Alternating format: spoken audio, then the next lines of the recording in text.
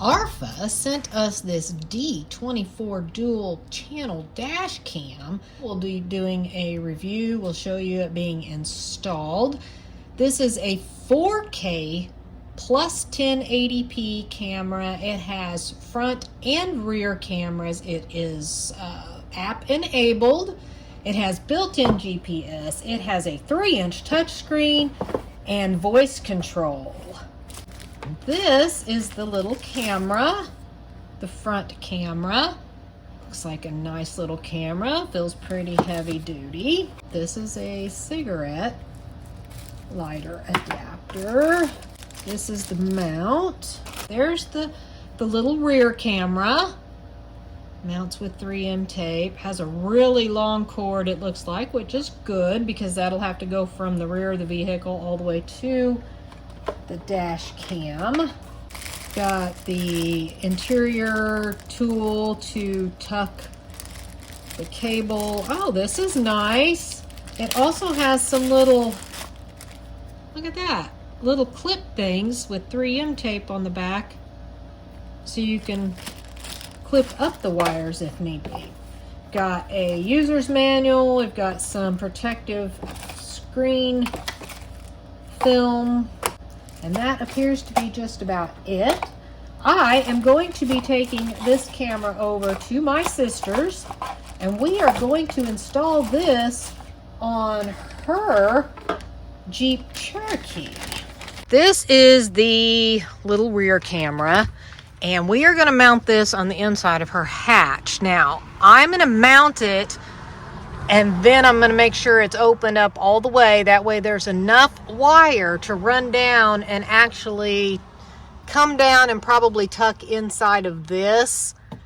And then we're going to run that all the way to the front. And I believe we're going to go down and go under the floor, or under the, like the side floor panels, this stuff.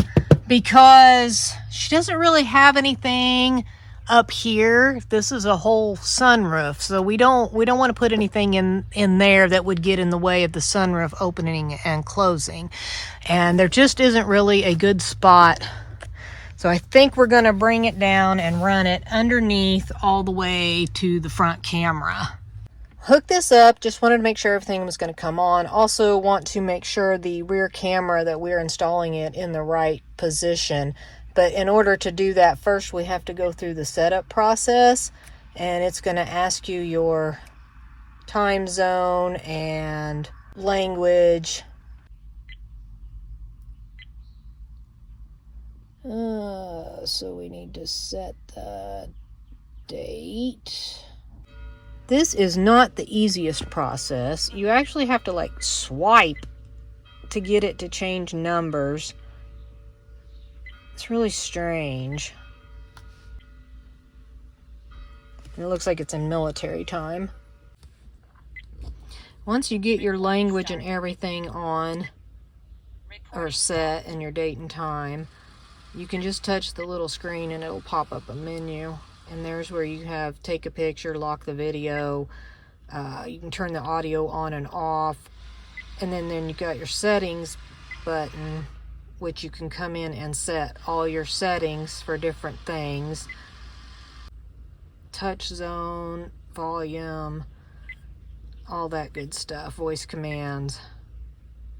This does have an app that you can download and probably do a lot of this stuff in. It has the G sensor, which is if somebody hits you, it recognizes that force and it will automatically lock the video and take a picture. We got it mounted. It should be right side up and it should be positioned okay, but if it's not, she can turn it and make it where it is pointing straight out. The little pedestal that it's on is not going to be a problem. It's made over far enough that it shouldn't cover the camera at all.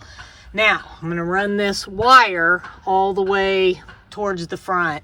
Probably not going to video all that because I'm not going to take the time to stop and video. You can kind of figure out that you have to run the wire all the way to the front. And then you're just going to have to tuck it wherever you can tuck it on your vehicle. Every vehicle is going to be different.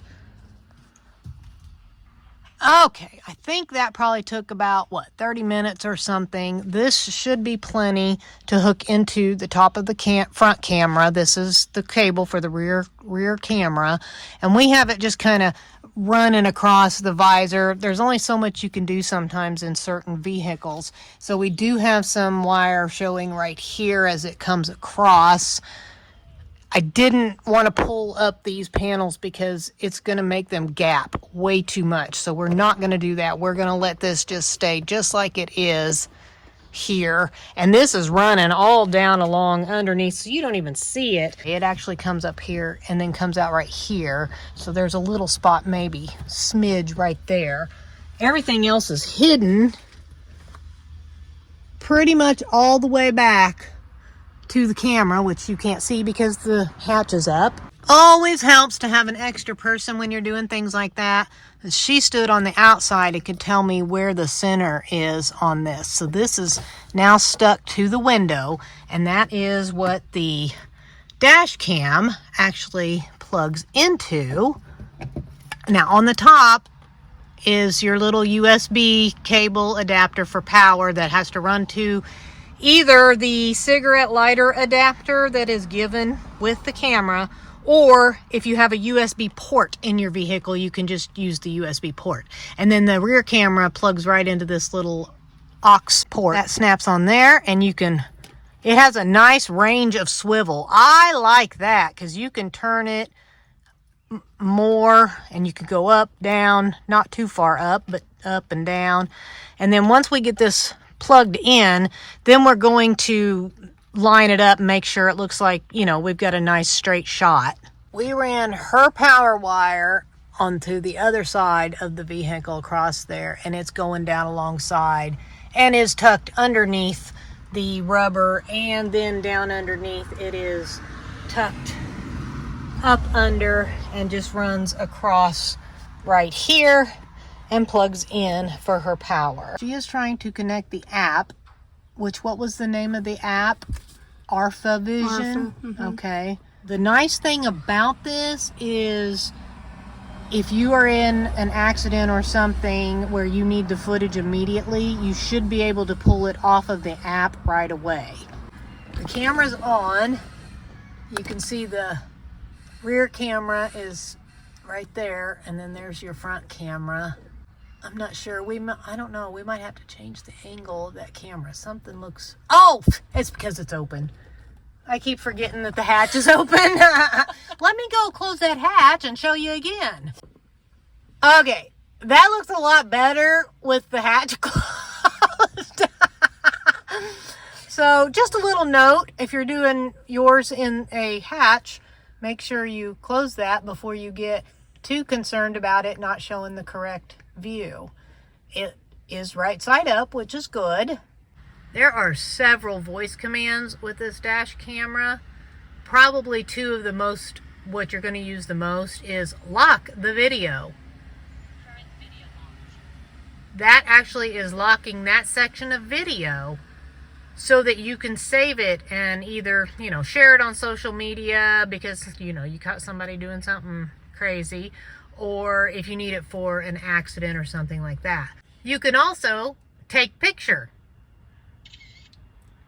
You can turn off Wi-Fi.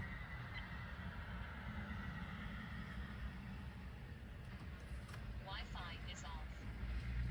It is a little bit delayed with a couple of the voice commands, but it does work. Turn on Wi-Fi.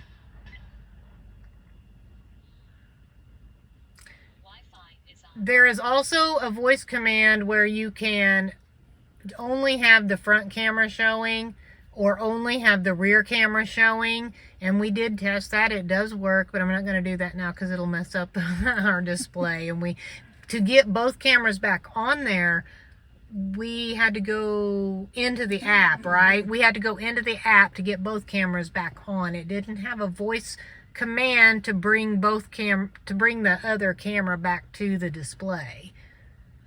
There are a few other voice commands. They are all listed in the owner's manual, and they are also listed in the app, right? Yes. Okay.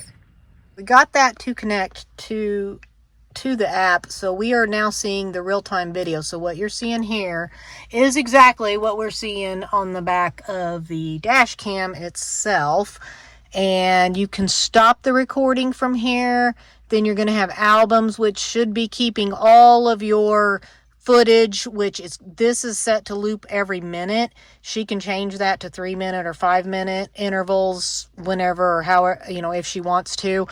We're going to leave it for a minute right now, but that can be changed and everything will be saved here. If we hit dash cam out, we might not be able to do it while it's recording. Does it even let me stop? There, it's stopping. Dash cam albums. There we go. There's all our looped footages so far, which is, oh, well, there's Felix right there. We won't play that one.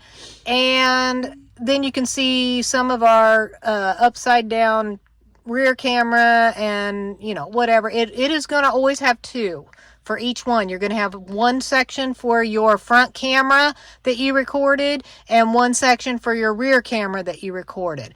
We're going to take this for a spin and hopefully we can get a little bit of footage and then come back and show you what the footage looks like. You can kind of see, looks like it's a pretty good video footage. You got both the rear and front cameras going at the same time.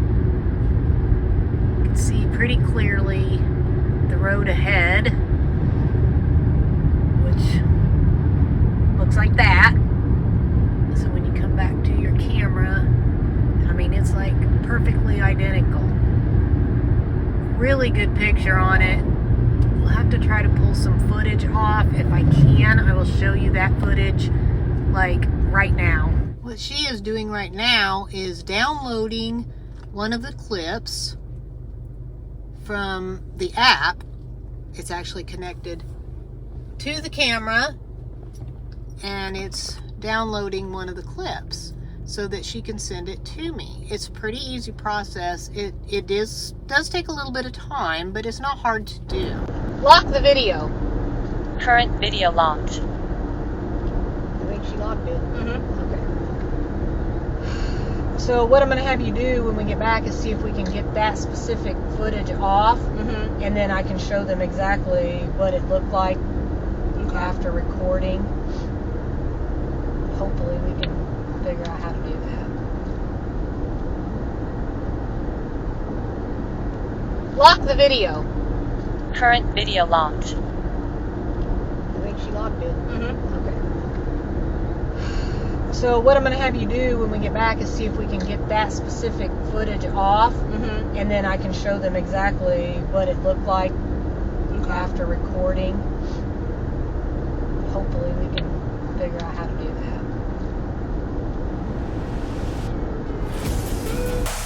I think it's a pretty neat little camera. Just tons of different features. There's quite a bit to this little camera, and it's really pretty nice.